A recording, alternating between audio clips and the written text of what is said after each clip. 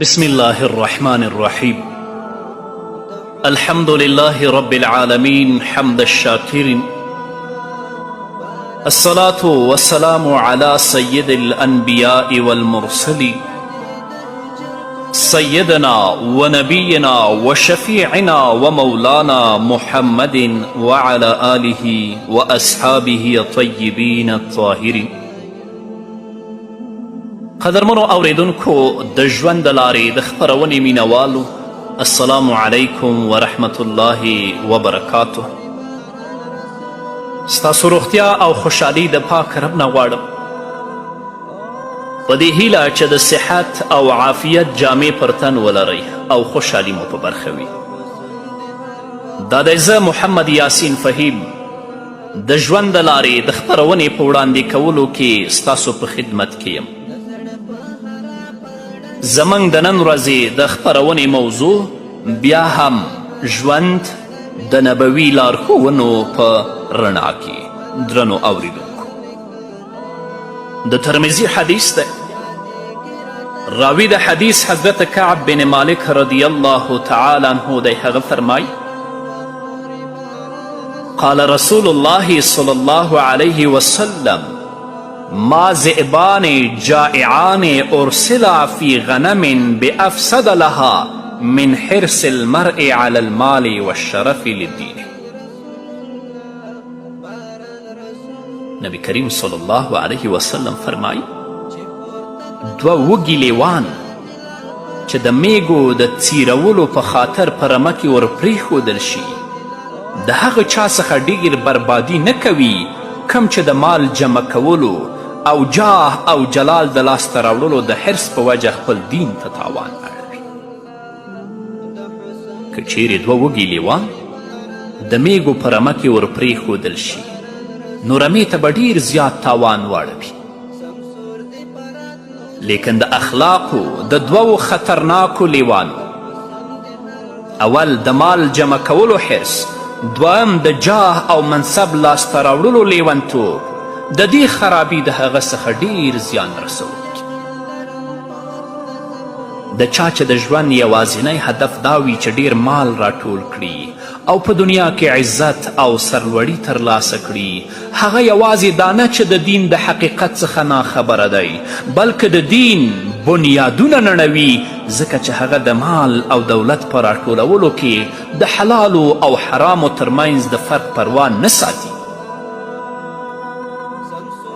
هغه د کمزورو او بیچاره خلکو د مال او جایداد قبضه کول ګناه نه بولي، تر دې چې هغه د سرمایهدار جوړېدو په عشق کې د خپل صلاحیت او توان په اندازه د ډیرو انسانانو حقوق تر پښو لاندې کوي او د بیچارګي او افلاس کندې ته وردیکه کوي او په دې توګه د خپل قاروني ذوق د تسکین هڅه کوي. او همداراز غواړي چې د خلکو په نظر کې معزز او شریف کاره شي، او د دې لپاره چې خپله برتري او لوړتیا په خلکو ومني، تر کومه ځایه چې وس رسیږي د خلکو تذلیل کوي او د هغوی د ځان، مال، عزت او ابرو سره لوبې کوي او د خپل کاذب وقار او دبدبې د ساتلو په خاطر د الله بندگان تنګوي او د پریشانی سره مخامخ کوي. چا کې چې دا دواړه اخلاقی ناروغي وي، هغه هر څه کیدی شي، خو یو ریښتینی دیندار مسلمان نشي کیدی.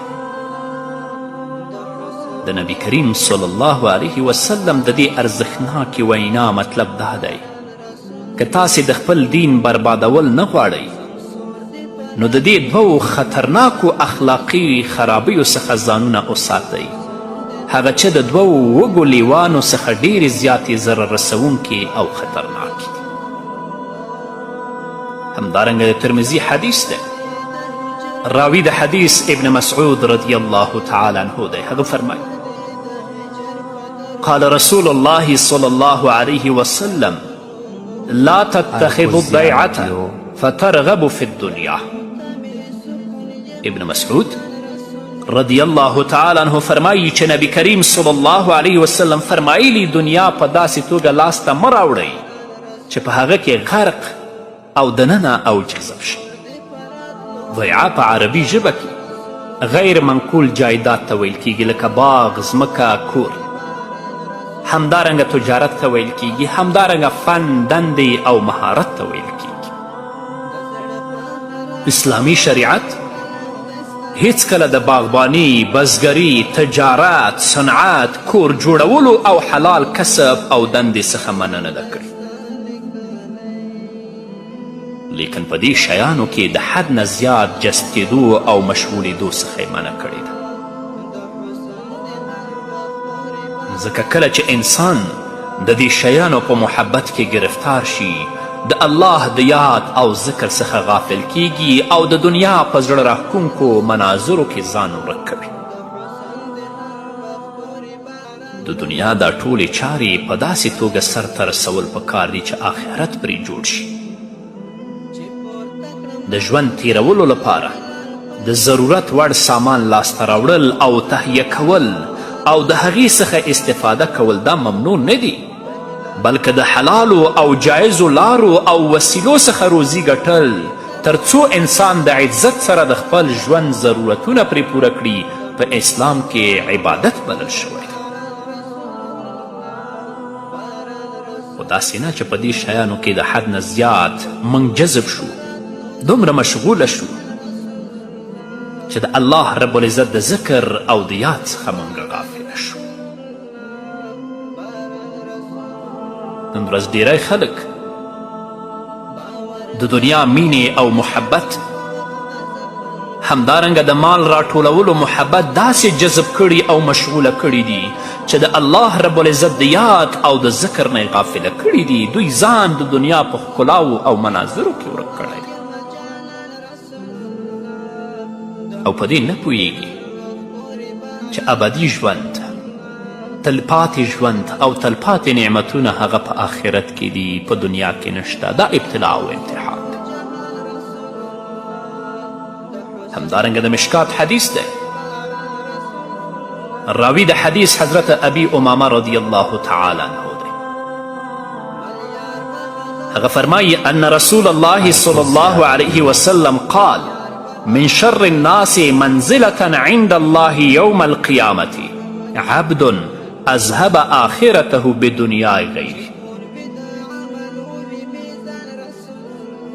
حضرت ابی امامه رضی الله تعالی عنه فرمایي چې محمد رسول الله صلی الله علیه وسلم فرمایي د قیامت په ورځ د الله تعالی په وړاندې تر ټولو بد انسان هغه څوک دی چې د بل چا د دنیا د جوړولو په خاطر خپل آخرت برباد کړی.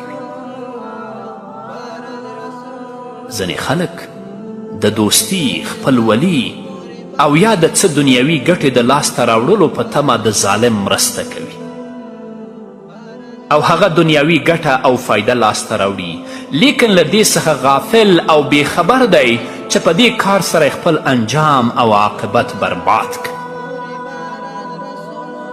څوک چې د ظالم مرسته کوي او د هغه مټ او بازو مضبوطوي، که هغه په دې سره د دې بدکرداره انسان دنیا هم جوړه کړي، خو په آخرت کې به مختوری او رسواوي او د بدترینو خلکو په قطار او شمار کې به وي. دې بېدینو او ظالمانو ته چا شګې وروړي، چا ورته تیل بار کړه، چا ورته کانټینرونه ورډه، خو په دې پوه نه شول چې د ظالم مرسته یې وکړه، په آخرت کې به الله دوی سره څه کوي.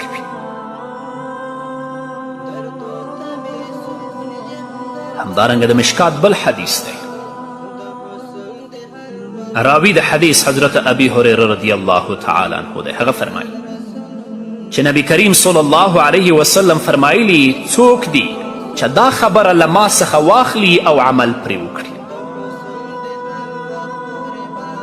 یا یې هغه چاته ور زده کړي چې عمل پرې کوي.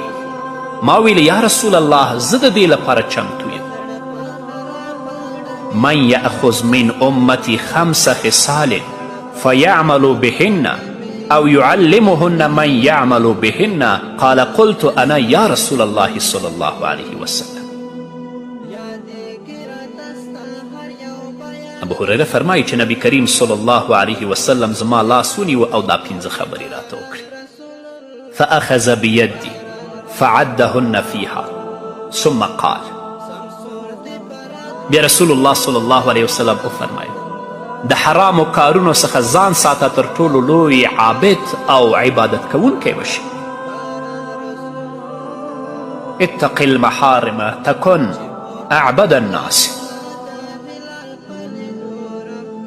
بیا یې راته ویلې څه روزي، مال او دولت، جاه او منصب چې الله تعالی درته په قسمت او تقدیر کې لیکلی دی په هغه راضي شه، تر ټولو زیات غني بشي، یعنی په خپل قسمت باندې قناعت وکړي. وارضع بما قسم الله لك تكن اغنى الناس. بیا یې راته ویې د خپل ګاونډي او همسایه سره ښه سلوک کوه نو مؤمن بشي. واحسن الى جارك تكن مؤمنا. بیا یې راته ویلي د خلکو لپاره هغه څه خوښوه چې د ځان لپاره یې خوښوي نو مسلمان به اوسي. واحب للناس مما تحب لنفسك تكن مسلما. بیا یې راته ویلې ډېر مه خنده، ډېر خندا زړه وجني. ولا تکثر الضحك فإن كثرة الضحك تميت القلب. رسول الله صلی الله علیه وسلم د ژوند تیرولو لپاره 5 مهم او جامع اصول بیان کړل او پر هغوی د عمل کولو حکم کړی که د نبی کریم صلی الله علیه وسلم منونکي په دې اصولو عمل وکړي نو ټولنه به د هر ډول خرابیو او ناوړه چارو څخه پاکه شي. د لومړي اصل یعنی د حرامو څخه ځان وساته نو تر ټولو ستر عابد به اوسي. د دې لومړي اصل مطلب دا دی چې د شرک، د مور او پلار د نافرمانی، قتل، شراب خوړل، قمار، زنا، د یتیم مال خوړل، د پټې او ښکاره بېحیایي، سود، ظلم او په طول او اندازه کې د کمی څخه ځان ساتل او اجتناب دا ډیر ستر عبادت دی. ځکه چې الله تعالی دا شیان حرام کړي دي. له دې څخه د عبادت یو پراخ تصور واضح کیږي. څوک چې د دې حرامو کارونو څخه ځان ژغوري نه یوازې دا چې عابد دی بلکې تر ټولو ستر عابد دی. انسان د دې نفس غولونکو شیانو څخه تر هغه پورې پرهیز نشي کولی تر څو خپل نفس ته د مسلسل جهاد د لارې ماتې ورنه کړي. خو د نفس په خلاف مسلسل جهاد کول دا آسانه کار نه دی بلکې دا خورا ګران او سخت کار دی.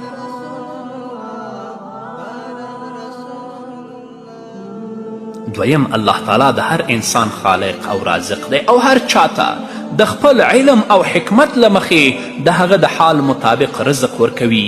روزي انسان ته خامخا ورکول کیږي، هیڅوک ورڅخه نه محرومیږي او نه پکې زیاتی کولی شي. څوک چې دا عقیده مني او پر هغې زړه مطمئن وي د هغه په زړه کې غنا پیدا کیږي.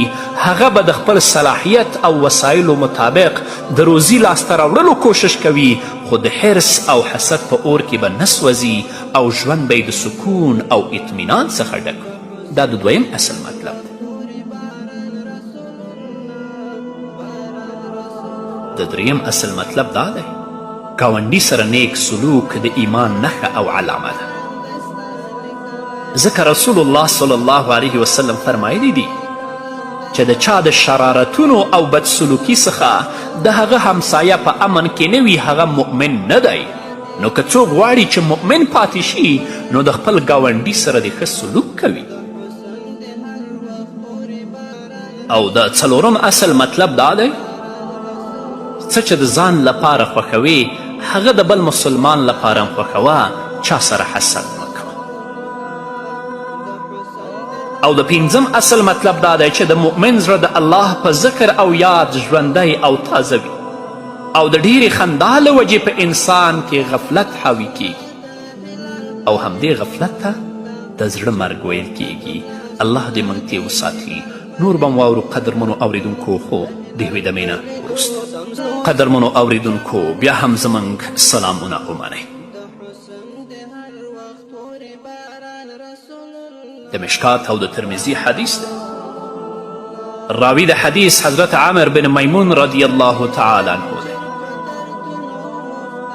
هغه فرمایي چې نبی کریم صلی الله علیه وسلم یو سړي ته داسې نصیحت وکړ چې 5 حالتونه د 5 نورو حالتونو د راتګ څخه مخکې غنیمت وګڼه او فایده ورڅخه پورته کړه. اول، ځواني مخکې له بوډاتوب څخه. دویم، صحت او تندرستی مخکې له ناروغي څخه. دریم، فراخي د مال او د دولت د ډیروالی مخکې له فقر او غریبي څخه. څلورم، فراغت او فرصت لرل مخکې له مصروفیت او مشغولیت څخه. پنځم، ژوند مخکې له مرګ څخه. د دنیا ژوند او د دنیا ټول نعمتونه او آسانتیاوې د الله تعالی له لورې د امتحان او ابتلا لپاره ورکړل شوي دي.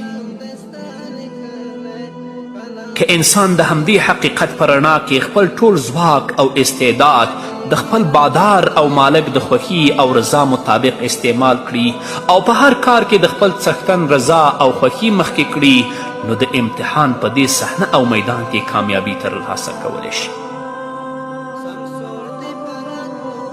دا چې نبی کریم صلی الله علیه وسلم فرمایي ځواني مخکې له بوډاتوب څخه غنیمت وګڼه، معنا دا ده چې دا شیان ضایع او له لاسه ورنه کړي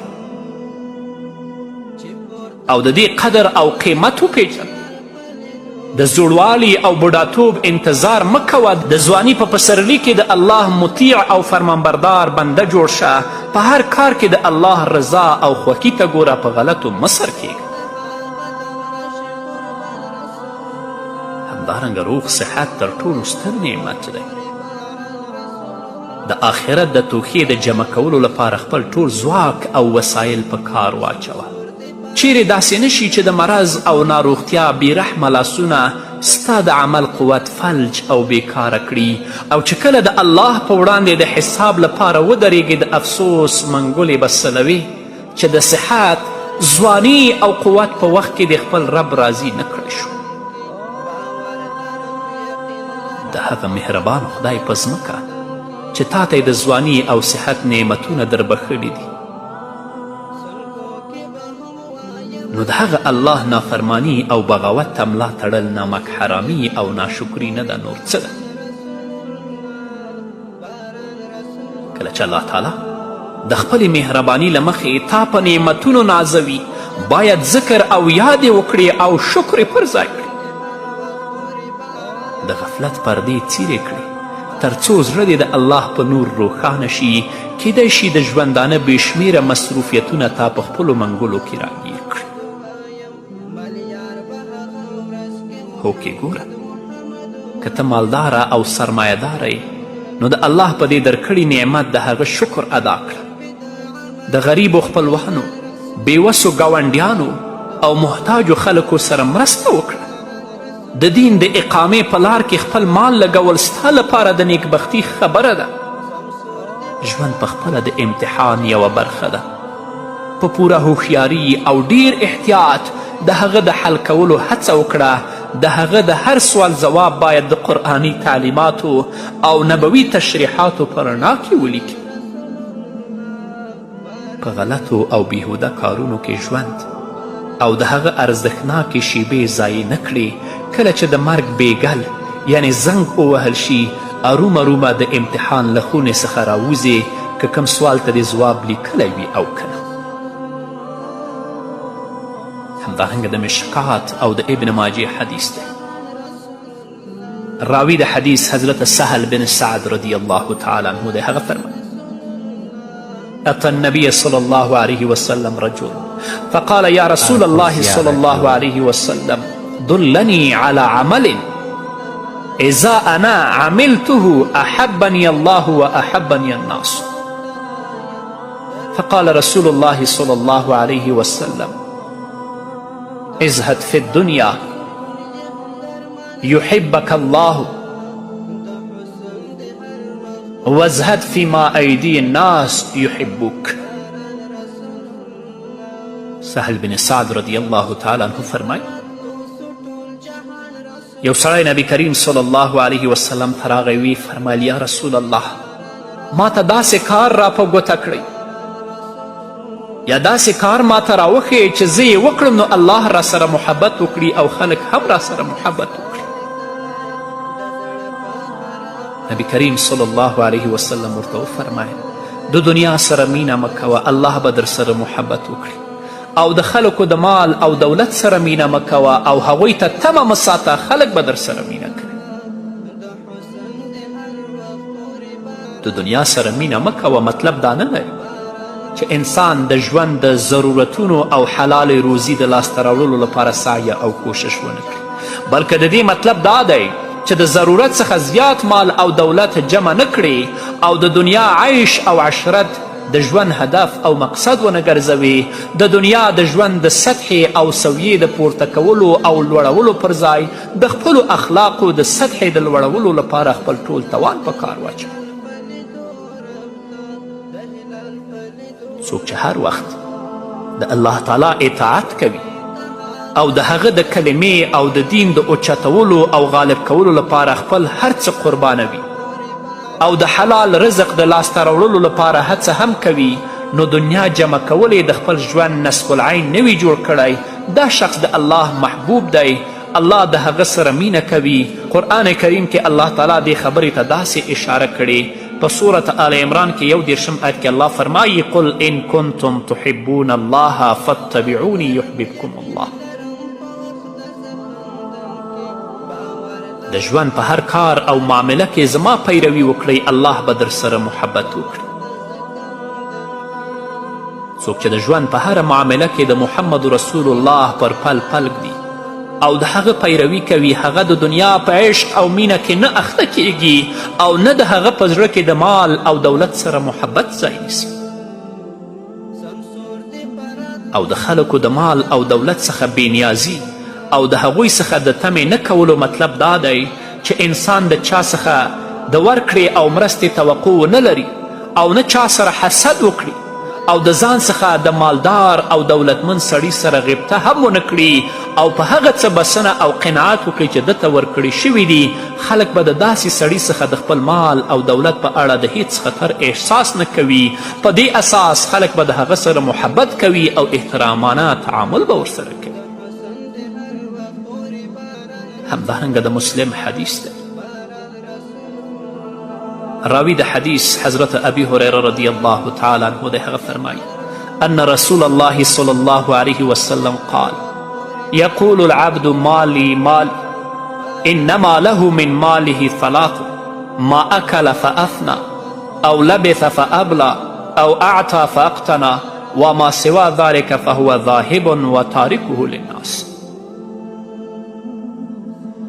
رسول الله صلی الله علیه وسلم فرمایي انسان وایي زما مال زما مال، خو د هغه د مال څخه د هغه برخه یوازې همدومره ده چې ویې خوړه او ختمه یې کړه او وایي غوسته او زړه یې کړه او د الله په لار کې صرف کړه او د ځان لپاره یې ذخیره کړه، د دې څخه علاوه مال له ده څخه تلونکی دی او خلکو ته یې پرېښودونکی دی. ای غافل انسانه، دا د کمې دنیا په عشق او مینه کې چې سرګردانه یې د هغه په حقیقت لږ غور او فکر وکړه. د کمې دنیا د لاسته راوړنې په خاطر چې ته د خپل ځان سودا هم کوې، د هغه بې وفایي او زوال وګوره. هوکې تا ښه لاسته راوړنه وکړه، دنیا دې جمع کړه، د مال او دولت انبار او ډیری ستا په قبضه کې دي، د دې یوه برخه خو ستا د خوراک، لباس او د ژوند په نورو ضرورتونو مصرف شوه. له مرګ نه وروسته به ستا د ټول مال او جایداد څخه ستا ورثه فایده اخلي، ځکه د مړي مال په وارثانو تقسیمیږي. حقیقت دا دی چې څومره مال تا سره دی د هغې مالک الله دی او په عارضي ډول ستا د امتحان لپاره تا ته درکړی. د دنیا مال نه د تل لپاره د چاوه او نه بشي. د کم مال چې نن ته مالک یې له تا نه مخکې د بل چا په تصرف کې و نن ستا په قبضه کې دی، یو وخت داسې راتلونکی دی چې دا به تا سره نه بلکې د بل چا په تصرف کې وي. هو هغه څه چې تا د الله په لار کې مصرف کړي دي هغه ستا په اکاونټ او حساب کې جمع شوي. د غریبو، خپلوانو، یتیمانو، محتاجینو، معذورینو او کونډو د مرستې او امداد په کولو سره تا د ځان لپاره یوه لویه خزانه جوړه کړې چې د قیامت په ورځ به ستا د استقبال لپاره حاضروي. د الله د دین د سرلوړي، د اسلام د غلبې او د اسلام په غازیانو مصرف کیدونکي مال او دولت باندې مطمئن اوسه چې هغه ضایع او بې فایدې نه دی تللی، بلکې ستا دا کار 100 زره د رشک او غبطې وړ دی چې تا خپل مال په داسې یو خدایي بانک کې جمع کړی چې ګټه یې تر 700 ځلې پورې زیاتیږي. د رسول الله صلی الله علیه وسلم د دې حدیث څخه دا په روښانه توګه څرګندیږي چې اصل مال او سرمایه همغه ده چې انسان یې د الله په لار کې ولګوي. الله دې موږ ته وس راکړي چې خپل مال د الله رب العزت په لار کې ولګوو. په همدې هیله قدرمنو اوریدونکو، دا وه زموږ د نن ورځې خپرونه چې ستاسو درانه حضور ته وړاندې شوه. تر بلې خپرونې پورې چې زه بیا هم ستاسو درانه حضور ته راځم، تاسو ټول په لوی او بخښونکي الله سپارم. پاتې ژوند مو نیکمرغه، ښاد، بریالي او کامیاب اوسئ.